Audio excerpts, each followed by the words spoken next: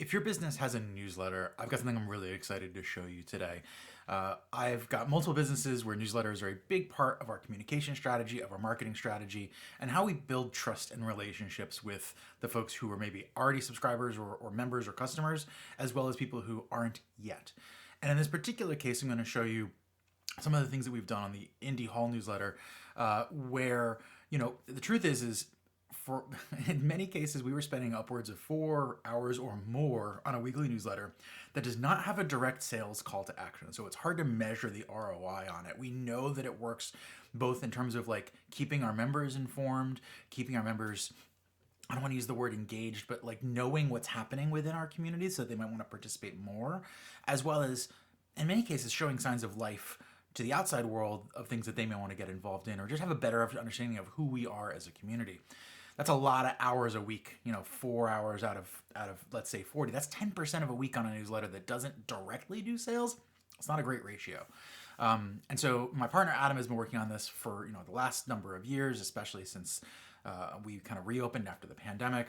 But in I guess like October, November or so of last year, I took the newsletter over not because I wanted to take it away from him, but because I wanted to try and apply some of the Claude Code systems building I had been doing to it. And so this has evolved quite a bit, but I want to show you what is absolutely possible so that you can build something similar for you. And the big part of the philosophy I want to jump into out of the gate is that this is not for writing your newsletter for you. If you were here to have it, an automation that automatically like collates a bunch of links and makes up a bunch of text and shoots out a link, like that is not what we're talking about. I'm not only uninterested in it, I'm pretty against it. And it's sort of not in line with our core values, which is we don't ship content that is made by robots. We ship content that is made by people. It's not to say that the robots can't help us in the making, but the content itself is coming from people.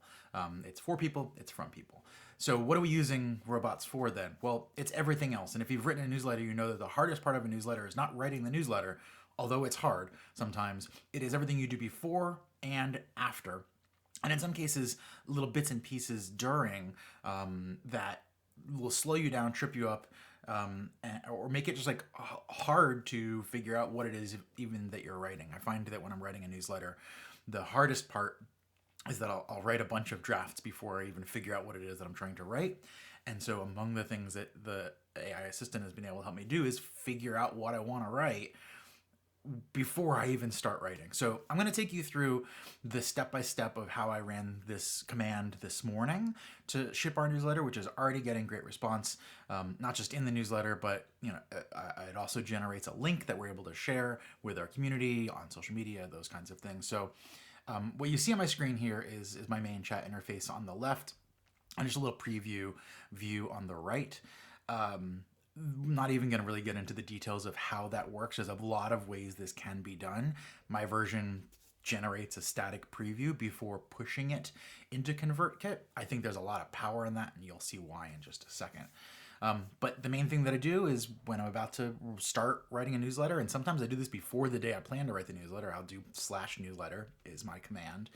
And what it does is it opens up what is now a / command and some skills and a little bit of JavaScript code to interact with the ConvertKit API, as well as, in our case, because our event calendar is a part of this, it is actually able to pull all these data sources that aren't, again, they're not other people's links, they're our own stuff, but it's a thing we'd have to go check 3 different calendars, collate them, figure out which ones belong in it. Copy paste descriptions, copy paste links, lots of room for human error. This does all of it automatically. So the first thing it does is it loads the detection logic, which looks at a folder that has all of the files from past newsletters as drafts. Past newsletters sent, as well as anything that's currently in progress. And it basically checks to say, do you already have a draft file? And if so, it will ask me, do you want to continue with that draft file or do you want to start a new one? In this case, it found a very basic draft that I had started midweek last week because I had decided what I wanted our community spotlight to be. And so there was an outline in there. But as you can see, it still needs an essay topic, the events pulled, and the coming soon section, which again, If I was sitting down to create a newsletter, that could easily take me 30 minutes just there, figuring out what to write, pulling, collating all of those dates, links, all those things into a new document. This does it all automatically, and you can see it figures out that it's Monday, so it is looking at our Monday style newsletter.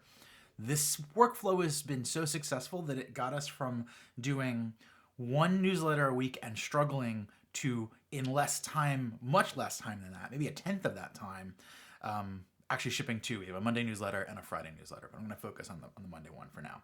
So the next thing it does is it hits a little internal API that I have that looks at a couple of different calendar systems that we use. That is not necessarily a prerequisite. This could just as easily look at your Google Calendar or another calendar source. If it's got an API or a skill or an MCP server, you can point it to that and give it the criteria of what kinds of events to include, what kinds of events to exclude. And if there's anything that's kind of gray area in the middle, what I always tell mine is if it doesn't fall into these two like criteria firmly, or you're not above a 90% confidence level, ask. And so instead of continuing and just making a mess, it will stop and go, hey, here's a couple of options. Which way would you like me to go? So it goes ahead and it gets 6 events for the week. It also looks at the coming soon events, which means not only have we been able to ship more of these, but we're actually able to give people more time to look ahead at the calendar and more opportunities to remind them of the things that are coming up. So it pulls all of these, collates them. I can quickly review this, and it goes, all right, well, based on that, here's what's left. And it offers me, what would you like to do? A couple of options. And so I can say any of them. I can type my own answer, whatever I like, and it will go and start formatting all of that stuff to fit my template. Now, what's happening under the hood here, you'll see, is there's not only this, this markdown file that is the draft, there's also a template, and that template, actually, let me pull it up real quick. Pull up some VS Code here. The template is in Markdown, right? And I like writing in Markdown. I know not a lot of people do. I know my business partner, Amy, hates writing in Markdown. And so for you, you could compose in any tool you like. Again, this is just me working with the version that I do. But the key here is, as you can see, it's pulling up on my screen right now. It's connecting to my server. I can authorize there. And once this opens up, you will see vamp for time. Yeah, it's not pulling up because I already moved it from drafts into sent. So let's go down to the 126 newsletter. So check this out. You can see this if you've ever published a blog post using Markdown, something like, Jekyll or 11D or whatever your static site generator it is. Basically, there's a static site generator that is taking all of my stuff. It is building a page that looks like my newsletter, but then it is taking that HTML and stuffing it into ConvertKit automatically at the end. That's kind of the combination of technologies that I'm using here. But what that means is I have a consistent newsletter format that's got this front matter up here when it's published, the subject, who wrote it, whether it was me or my partner, even tags. And then we've got this what's in this newsletter section up at the top, the main essay that I wrote with all of its formatting and heading, a spotlight section, which if you look in the newsletter over on the right and you keep scrolling past the essay, you'll notice that this is actually in a different order. And we'll get into, it's actually a little bit of an artifact of having built it.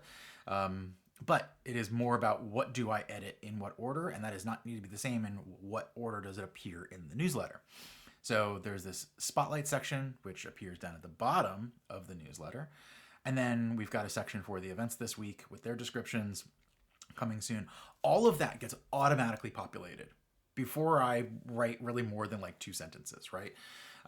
It is reviewed by me. It basically gets shown to me here and I get to look at it and go, yep, that all looks right.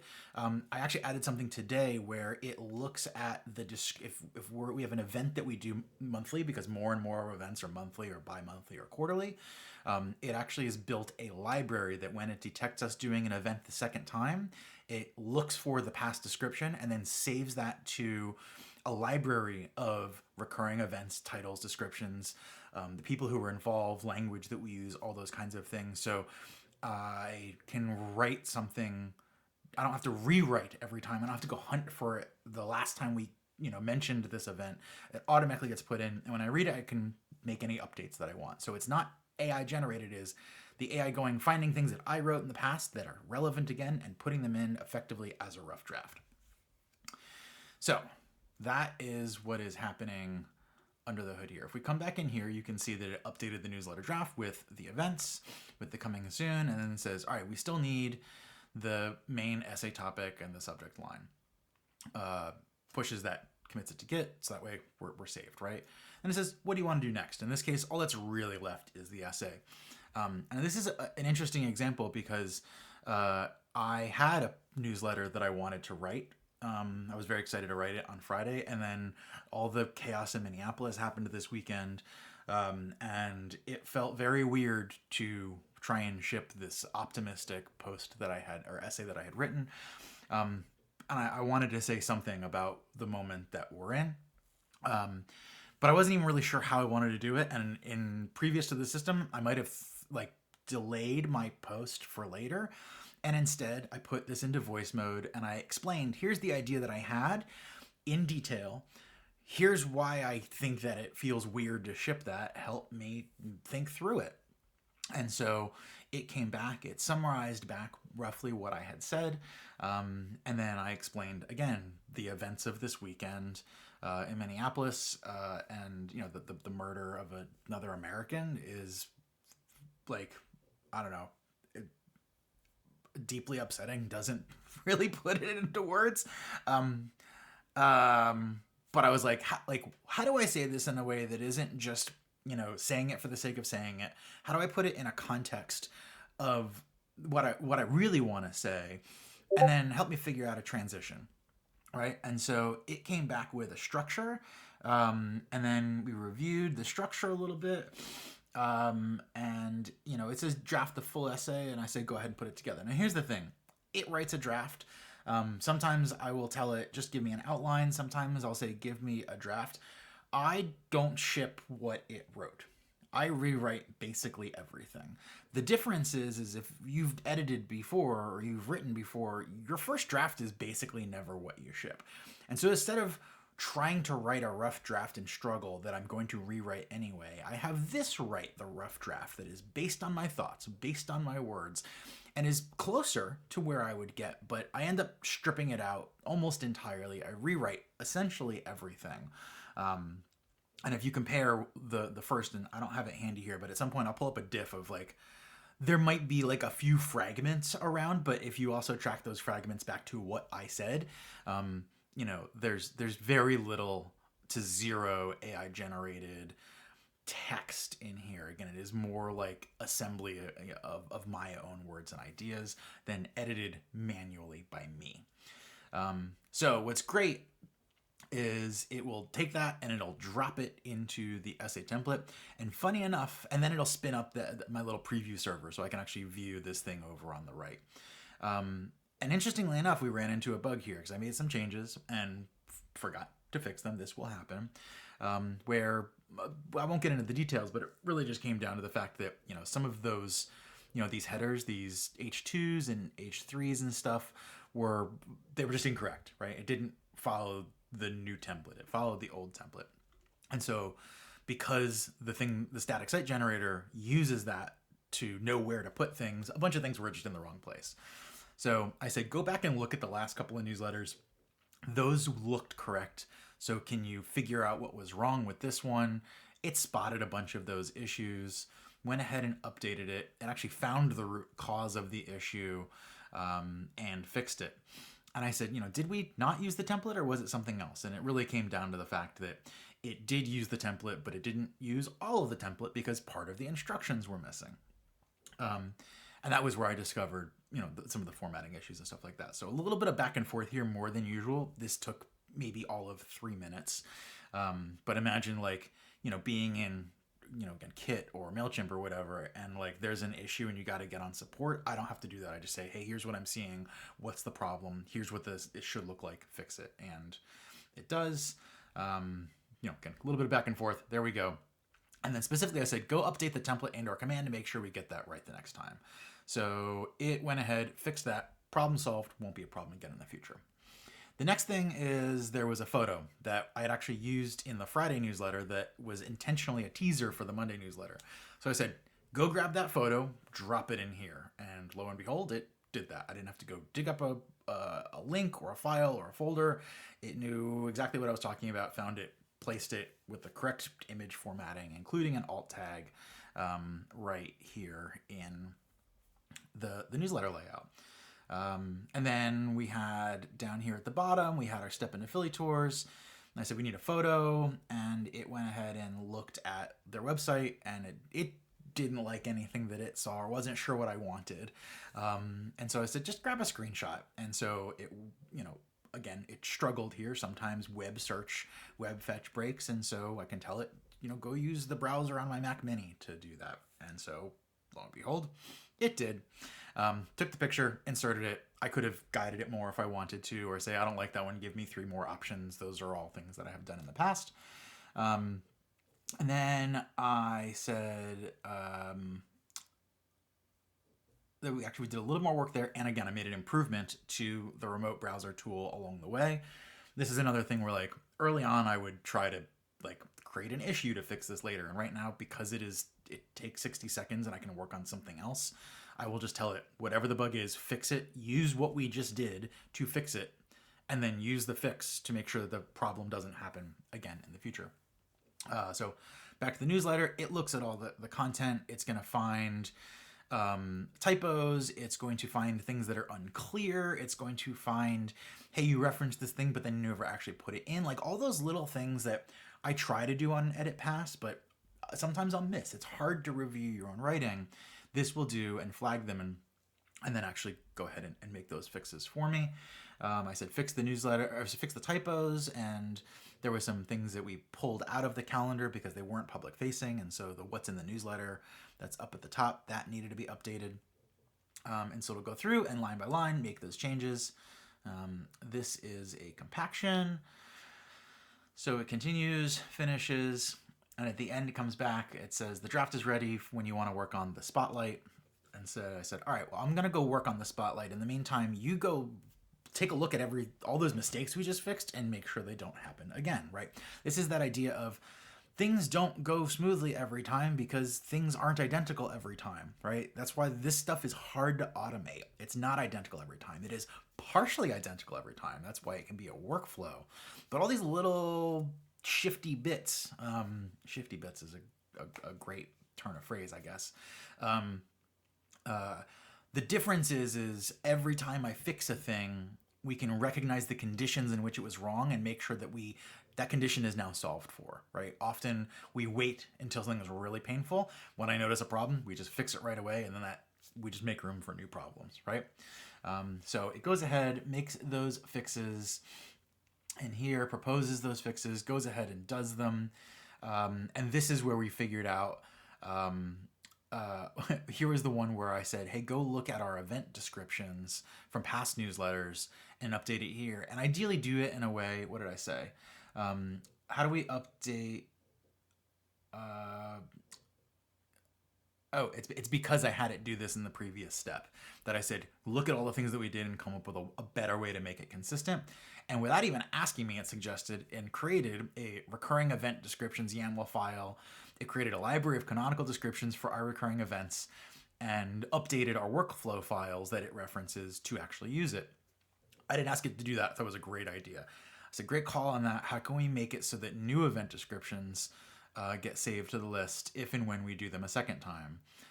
And so it noticed it's skippable, and so it made it so it's automatic. And I didn't look at the code, so I didn't know how it did. I said, can you explain how it detects it? And so it goes ahead and does it. And then I said, that looks great, let's do it. So I said, good, got it, let's go.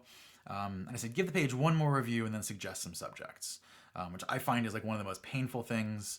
This is a rare case where the subject it came up with, I was like, that's pretty good.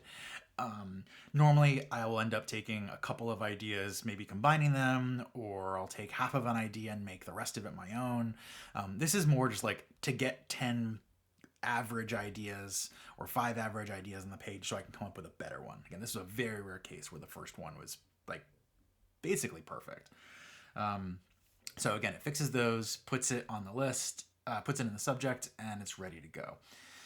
We're ready to go, and then I had remembered that somebody had just shared a link related to a place you could donate money to help people on the ground that are doing mutual aid work in Minneapolis. And I said, I want to include that, but I'm not sure. Like, I think I want to do it as a main call to, like, as a call to action of some kind. Here's the details. Like, help me think about what the framing here is. And so it came up with an option. I made some adjustments there. It put it in, and once again, I went and did a final polish pass. It's like 2 sentences, and I think this is probably the closest to something where I shipped what it came up with, because it was mostly my words to begin with. That is one of the interesting blurry lines, and I know like the crew at Every, and I've talked to somebody else about like how we can have these tools have better like provenance and origin tracking, so I can look clearly, almost like Git blame. I can look clearly at what actually came from me and what didn't, whether that came from a collaborator or in this case, a robot. So we did that, and it made a couple of other notices. I said notice a couple of other issues, a missing word. Again, while I'm polishing, it is easy for me to make another mistake somewhere along the way. And so I'm always asking it like, hey, did I introduce another mistake here? So it fixes it, creates the draft, and then gives me a link that I can take straight over to ConvertKit in this case, click preview, send myself a draft, and say, looks great. In this case, I made no other changes. I hit send and we were off to the races. But there was one more thing that I've been wanting to add to this workflow to really close the loop. And that is we send the newsletter, and that goes to over email, but I wanted it to automatically end up on the Indie Hall website in our article section. And so I said, remind me what steps are left. And at that point, there weren't any. And I said, okay, well, here's what I want to do. I want to take this essay and make it an article. What are the steps to do that? It went ahead, did it. It actually not only created that article and published it, which I can show you here. So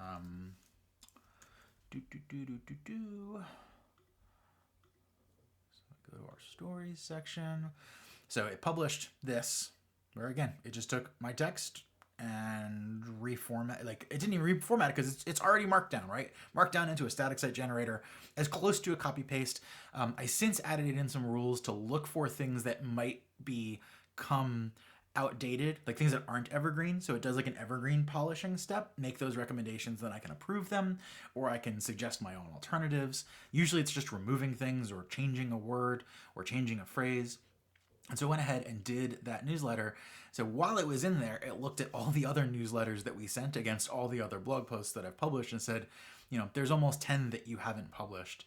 And I said, let's push this one up so we can get it out there. And then I said, let's take a look at the rest of those missing ones. And what it did is it looked at them very closely, and it said, here's reasons why you should or shouldn't publish them. You choose. And I said, this one where it said, I'm not sure, it's got some videos. I said, we definitely want the videos. Those videos are embeds. We'll do those. And then it went through and it even said, here's the edits that are needed to either remove or update something that is now outdated because it was created for a newsletter at a specific date and time. Went through, made all the changes, and at the end, we have 8 essays that I had shipped to the newsletter and now part of the search engine indexed public blog article section of the site. And most importantly, going forward, that will happen automatically as the last step. So here's another compact because I've been running the session for a little while. I said, show me the full list of steps so you can see within that third stage where we're actually publishing the newsletter, it stops the preview server, it runs the validation checks, it prepares the broadcast command, which is actually like the code that sends all the content into Kit via their API. It guides me through the testing and ConvertKit. It helps update the draft status in the markdown file, moves it to the sent folder, and now we've added this new step, create Jekyll blog post and publish it, all automatically. So It actually took me almost longer to go through this than the actual time that I spent on this newsletter. I think the 25 minutes or so that I've been talking here is roughly how long I spent on the actual writing process. And I'd say I probably spent another 20 or 30 minutes on not even that. No, I think I spent 10 minutes on the meta, and it was mostly because we had some of these errors and issues that are not, they don't happen every time, but again, when they do happen, they only happen once because I go ahead and fix them on their own. So that's a little bit of I don't know if I can call a 25-minute video a speed run, but an introduction to how I think about AI tools and automation and newsletter creation when it's not about creating the content, but about helping you mentally prepare and get in the headspace, and then also taking all of the kind of mechanical work off of your plate so that you can focus on the creative part and the communications part where the work actually needs to happen. And in our case, like I said, it's shaved hours every week off of this process, from 4 hours to maybe 30 minutes. And we're able to do this twice a week now instead of struggling to do it once. So hopefully this is useful and interesting and inspiring. This workflow is super personalized to us, so I'm not saying copy this exactly. I don't think I will publish this as a command or a skill, because everything that is of meaning in here is super tailored to our technology, our tools, the calendar setups, our rules, and all of those kinds of things. But if you start and say, I want to create a workflow with my newsletter, and describe to it what your existing workflow is. That's how I started. I described, we go through these steps. What are the steps you can help me with? Or I describe the most painful steps, which is collating events. And I want to make that easy. And it would say, well, where are your events? Give me those. Let me show you what I can do. So pretty powerful stuff, pretty amazing stuff, and I feel like a pattern that applies in lots of other areas of business. But the newsletter is a relatable one to a lot of people, and hopefully one that folks are excited to try out on their own. If you've got questions, as always, hit me up, and thanks for watching.